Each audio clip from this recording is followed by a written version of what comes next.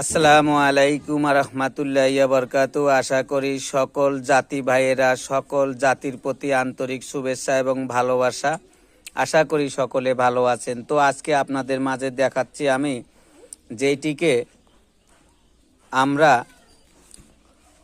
বহেরা বলে থাকি।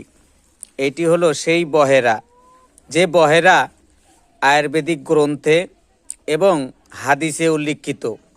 এই বহেরা যে জিনিসটা সকল রোগের জন্য ব্যবহার করানো হয়, বিষ, ব্যথা, ভাঙ্গা মস্কা, কাটা ফাড়া, এগুলোর জন্য।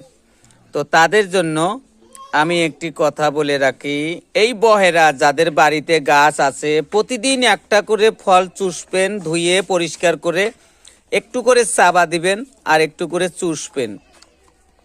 চষার পরে দেখতে পারবেন কিছুক্ষণ পর আপনি যা খাবেন, পানি খাবেন, পান